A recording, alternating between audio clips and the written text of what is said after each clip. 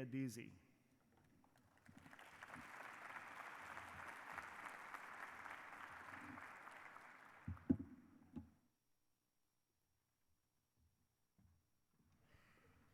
Good morning. Good morning. All right. So I understand we've got sponsors here today. You can go out and visit them during the breaks. If you're really exciting, you can go down the first floor. I think there's a fashion show or some sort of clothing lined up down there. So I was going to try to tell you the name of the place, but I can't pronounce it. So, all right. Well, listen. Thank you, Tom, for that very kind introduction. It's an absolute pleasure to be part of the 9th Annual Billington CyberSecurity Summit.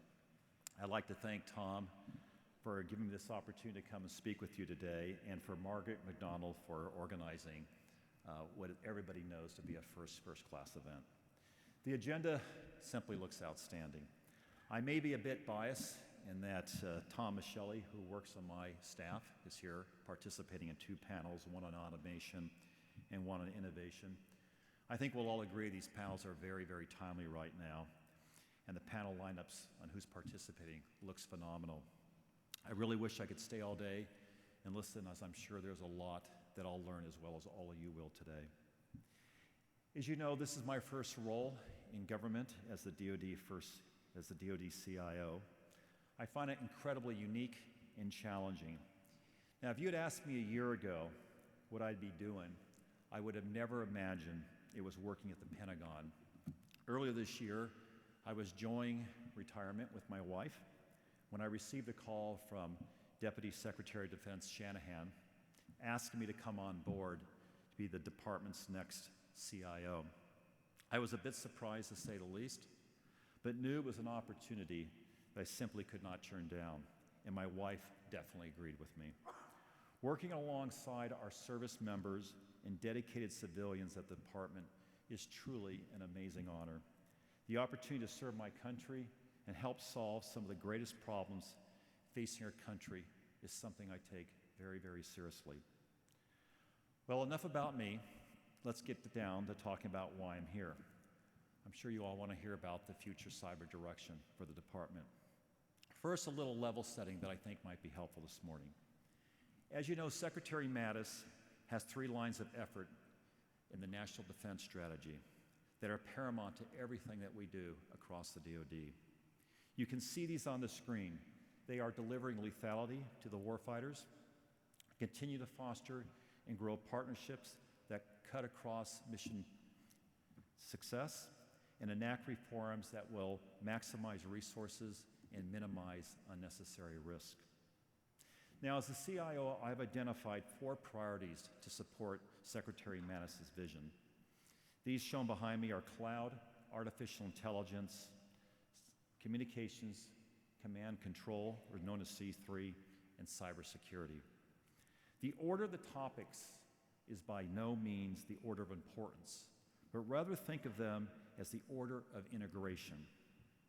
As you may have heard, we are developing a cloud enterprise capability at the department.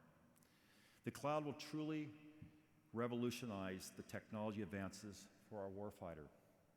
Next, artificial intelligence is the agent of transformation change across the DoD. We must continue to research and develop new AI capabilities. Therefore, the department plans to stand up the Joint Artificial Intelligence Center, known as JAIC. The center will develop new AI capabilities and concepts that will support DoD's military missions and business functions. Now, next is C3, Modernization, which is absolutely the key to successful mission assurance. Since we are now living in the digital age, we must have C3 systems that match the times. At the end of the day, we need the right communications at the right time to protect and enable the warfighter. Given that I am here today at a cyber conference, I suspect you'd like to hear more about our 4th area on cybersecurity. Cyber touches everything we do across the department. My mantra as I talk to people across the department is that we must have a cyber first, cyber always mindset in everything we do. Cybersecurity must be baked in to every network, every system we develop, every piece of equipment that we acquire. As a matter of fact, when it comes to managing acquisition programs, I've been advocating changes inside the department from the phrase cost, schedule, and performance to security, cost, schedule, and performance. Whether a soldier downrange, a sailor at sea, a civilian in their offices around the world, we must all recognize that cybersecurity is not merely an IT problem. It is the responsibility of everyone to work together and practice good cyber hygienes to protect DoD systems and networks. Now, recently I was in traffic. Now that I've moved to DC, I spend a heck of a lot more time in traffic, it seems, and thought to myself that cybersecurity is a lot like driving your car. When behind the wheel, you must be aware of all potential threats on the road ahead. You put your seatbelt on because it could save your life if you were to get into an accident. You must make sure your wipers work so you can see the road in a storm. You keep your eyes on the driving behaviors of the other drivers on the road. You must make sure to use Bluetooth so you can stay focused on driving, not finding your phone when it rings. As with driving, cyber threats are often unforeseen and unknown. Just like in a car, we want to avoid a crash, and cyber crashes can be devastating. Today, I would like to talk to you about a few of the key preventative measures that the department is leveraging. These measures are holistic, interwoven, and most importantly, focus on the entire ecosystem for the department. From endpoint security through Comply to Connect, to identity credential access management, and to our defense base, and finally, our people. First, starting with Comply to Connect. If you look at the graphic, you will see first component is what we are calling Comply to Connect. We all know that networks are vulnerable to cyber threats. Operator defenders face a number of problems. They cannot defend what they can't see, cannot harden what they cannot find, may be late to remediate, and sometimes mitigations simply do not work.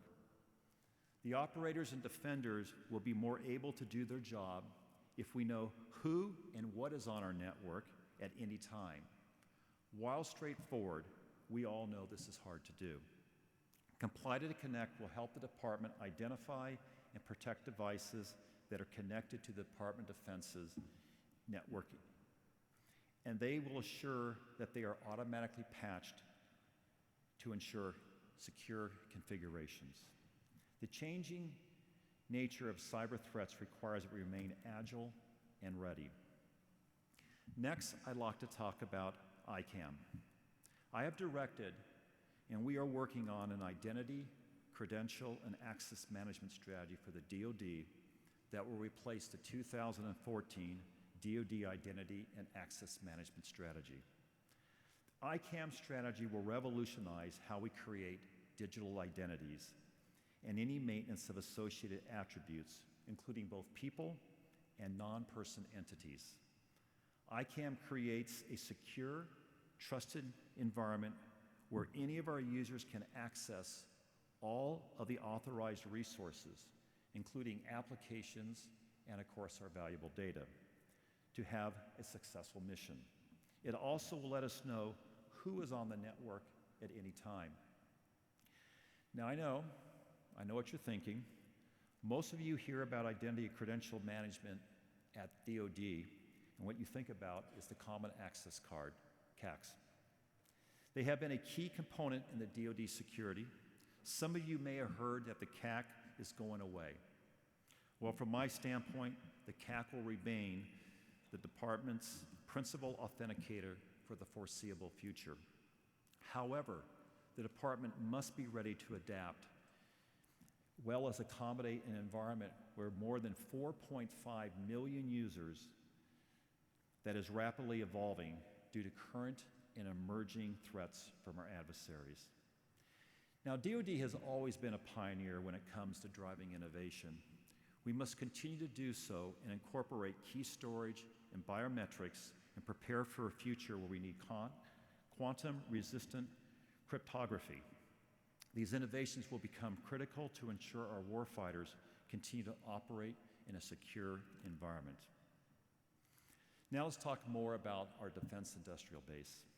I know a large part of the audience today here is comprised of our industry partners. So first of all, a huge thank you for your attendance today. Many of you are likely familiar with the defense industrial base known as the Dib Cybersecurity Program. Our Dib CS program is currently voluntary, yet critical public-private information sharing program between the government and private industry.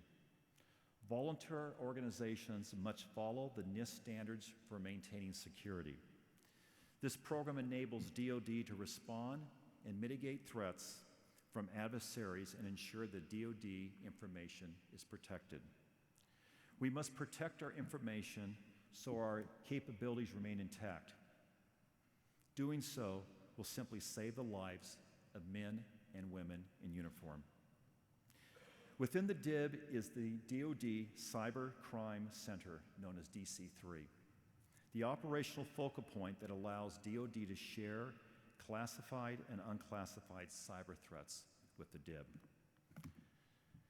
As of today, there are more than 300 cleared defense companies that participate in the DIB. Now, earlier this year, Deputy Secretary of Defense Shanahan highlighted the importance for the department to ensure that commercially provided products and services from industry are secure. The Deputy Shanahan said, and I quote, "We want the bar to be set so high it will become the condition of doing business." I cannot echo enough how much I agree with the Deputy's comments, because the security of systems and products we acquire are critical to our national defense. We have all read the headlines about exfiltration. We need to collectively up our game. Our standards to maintain and accountability needs to be held. We must do this as partners, and we all need the headlines to stop. Finally, I'd like to talk about people. I've talked about the importance of Comply to Connect and ICAM and partnerships, but the heart of everything and fundamental to all is the people. In 2016, Congress gave DoD the authority to create the Cyber Accepted Service, known as CES, that enables the department to manage our civilian cyber professionals. Focusing on mission positions, CES allows for more agile recruitment of candidates and streamlined HR procedures and delivers market competitive pay. Fortunately, we have been able to hire many very qualified people to fill our cyber positions. However, the department needs ways to continue to bring in the brightest minds. I'd like to think that all of you today are simply a recruiting arm extension for the department. Please help us to encourage young and smart digital natives to seek a job in government services. A couple of months ago, I had an absolute pleasure to spend some time with some college students who won a National Cyber Award. They were completely engaged, incredibly well-rounded, and very eager to hear what a cybersecurity job at the DoD looks like, feels like. Taking full advantage of the opportunity to do some real-time recruiting, we had a great conversation that day, and I remember it so well. They wanted to know about what the jobs looked like at the DoD. And I simply said, working at the DoD is a calling. You are on a mission, and it is simply captivating. It is clear that we must continue to recruit and retain an eager, motivated workforce that are not only driven to serve their country, but also understand that the DoD mission is unlike any other. Maintaining a strong cyber workforce is paramount to the long-term success of protecting our country. In closing, I'd like to state we cannot do this alone. The integration of cloud, artificial intelligence, and C3 will only be fully successful with a robust cybersecurity environment. The long-term success of our warfighting capabilities depend on not only diligence of our service members and our civilians, but our allies and industry partners as well. Once again, Tom, thank you for inviting me to be part of the 9th Annual Billington CyberSecurity Summit. It is a rare opportunity to bring together so many people that are as passionate as I am, focused on the topic of cybersecurity. We are all here to secure the future of tomorrow, today. Thank you, and I believe we have some time here to take some questions from the audience this morning. Yes, we do. Let's please give him, Mr. Deasy, a round of applause.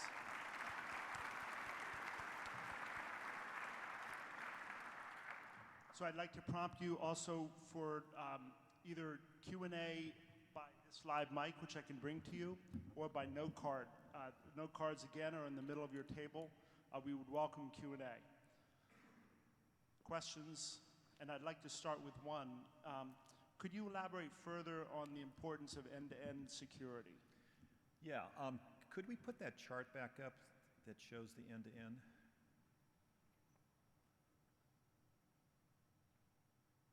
Right there. You had it. Perfect. Why this? I guess I got to stay over here. Is this mic on? Are we good? Yep. Okay. So why I created this chart was, as you can imagine, the conversations are quite complicated inside the department when it comes to the topic of cyber.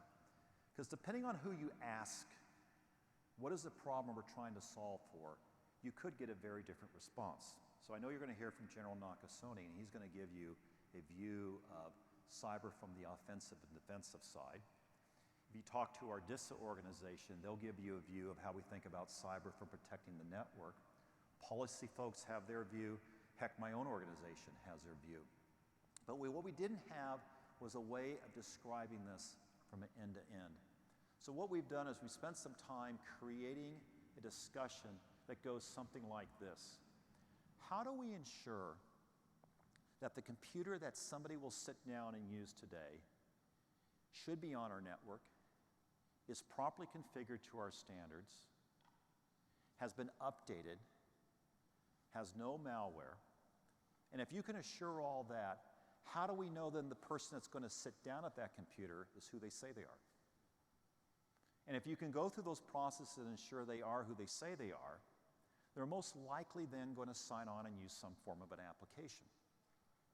And signing on and using that application, how do we know that application was written in a way that makes it secure?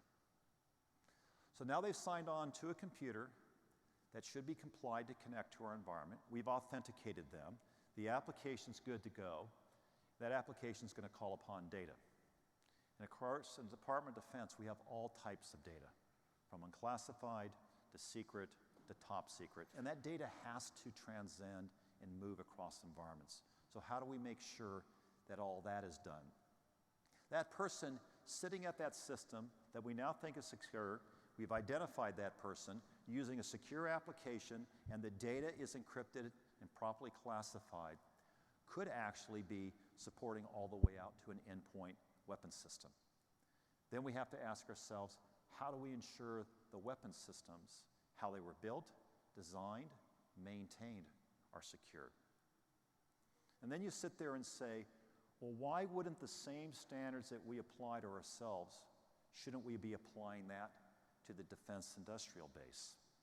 And then finally, all of this is for naught if we don't have methods to improve the critical infrastructure protection inside the US. So when we have this conversation, what I always tell people, you can't have it in any one point.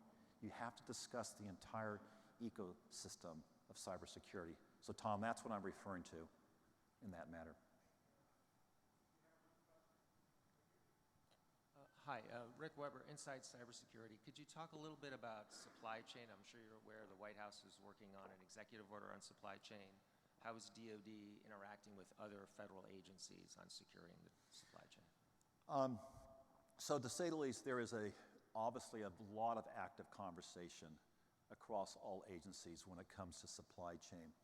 I think what's important here is this is a problem that both government needs to solve as well as private industry. So let's talk about the government side first.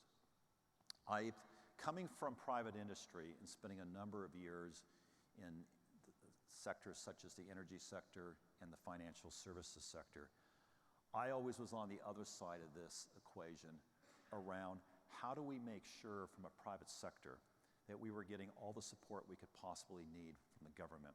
And that usually came in the form of a couple key things. How could we pass on indicators to the right government agencies that could give us back timely responses that then we could take appropriate action on? Well, that leads to the government to have to work across agencies in a much different way.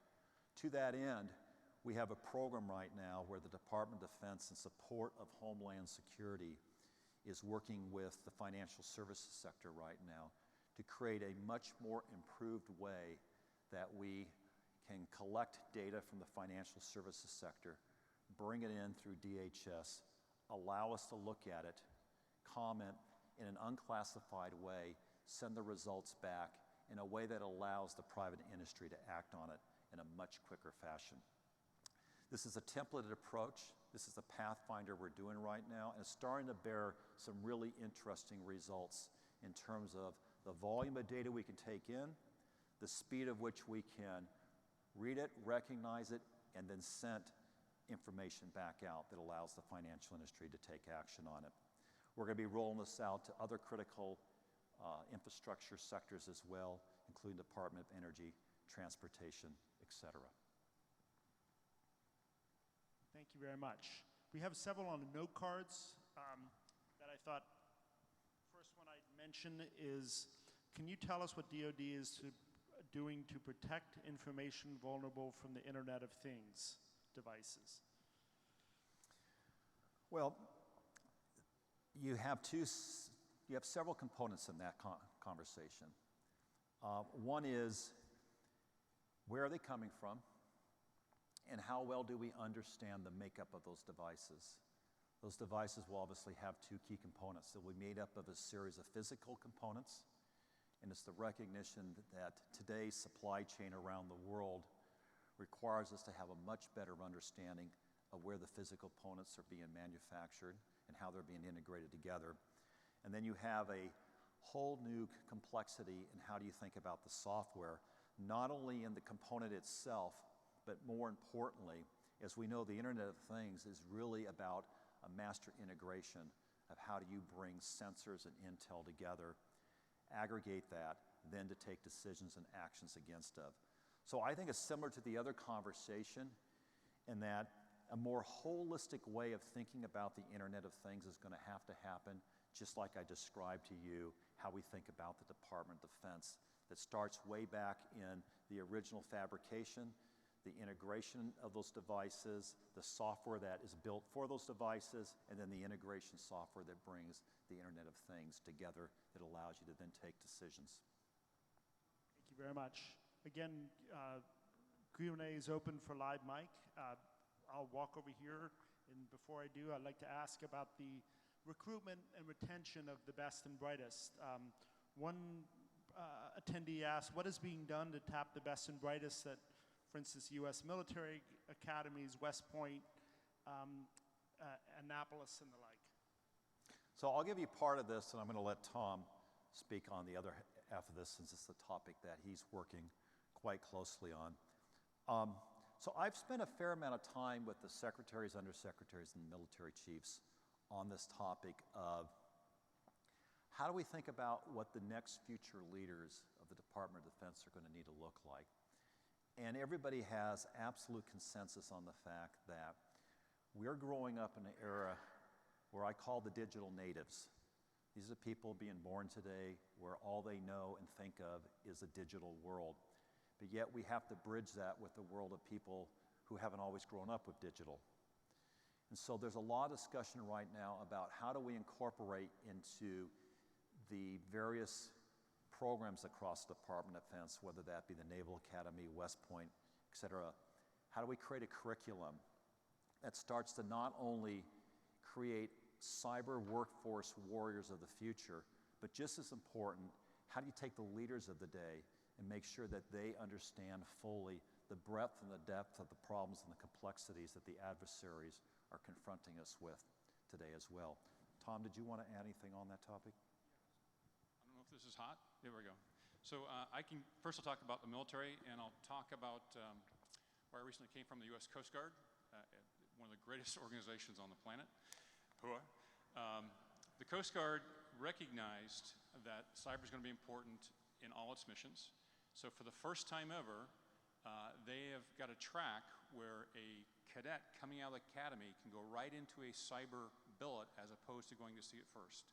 A huge sea change, no pun intended, for the U.S. Coast Guard. So I think the point is, all the academies have recognized it, all of them have set up cyber centers. There are a lot of competitions amongst the academies.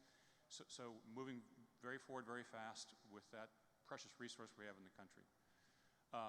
Secondly, on the military side, Congress recently gave us authorities to bring in people that we've never had before. So for example, I was at a reception last night with Billington with a General McGee, who's one of his responsibilities, how do we bring in untraditional folks from outside in? So for example, we could bring somebody in and assess them as a colonel or an 06 right off the street.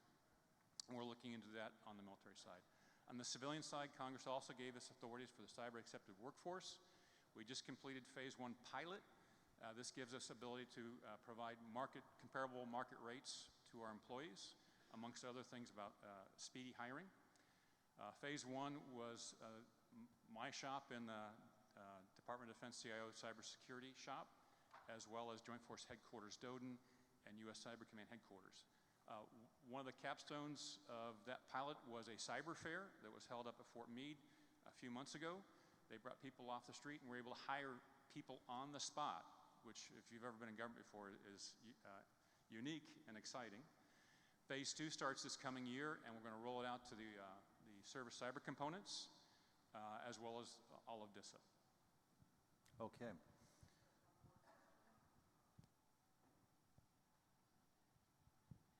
Matt Bainart from Defense Daily. I was just wondering, I know the deadline for proposals for JEDI was just extended. I was wondering, one, what was behind that decision, and then when, with the extended deadline, do you now expect a contract to be awarded? Yeah, so, you wouldn't be surprised if you heard me say, this is the case I'm sure you all appreciate, we're in the middle of an active RFP process. So it's really not appropriate for me to comment on when we'll be done with the process or the process itself. I can simply tell you, in any RFP, when you go through the initial phases of putting an RFP out in the street, you have a number of questions that come in. Those questions allow you a period of time to provide further clarifications, and sometimes in providing for the clarifications, it makes sense to provide some additional time for people to respond once you provide those clarifications, which is simply the case that's taken place here.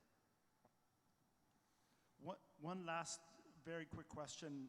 Having moved from CIO at JP Morgan now to CIO at DOD, any advice to industry in the room? There is a part of it that the advice is the same, especially if you yourselves are in a role where you look to your suppliers and partners to help you. What always helps me best is when I have suppliers and partners that come, understand what it is we're trying to solve for, and can talk in our language. So I've stood up here today and I've told you about how we're thinking about cyber. It sits inside our broader strategy called Cloud AI. And I always find it's extremely helpful when the conversation can be fit around our particular strategy. So often people want to come and have a conversation with me about something that's not connected with what we're trying to solve for. And so my biggest advice I always give to people is make sure when you have those conversations that you keep them connected. I think the other thing I would say is the one thing that's incredibly different for me, and I was in the private sector for almost 37 years, is that the nature of what I find myself doing here every day. I used the expression in my speech earlier where I said, I told the young people that we met with, this is a calling more than a job, and it really is. If you think about what it is we do every day, when I walk into the building and I see the young men and women that are serving our country, I never come to work and think about the job I have to do from 8 a.m. to 6 p.m., I think about the purpose and the mission, and it's really simple. All you have to do is walk the hallways of the Pentagon. It's very, very clear why you're there. That is the number one message I give people when they think about, do I want to come and serve and work in government, is it really is a calling, and it really is so inspirational. And I feel very fortunate and proud that, at least during my career, I've had an opportunity to come and serve the nation. Thank you.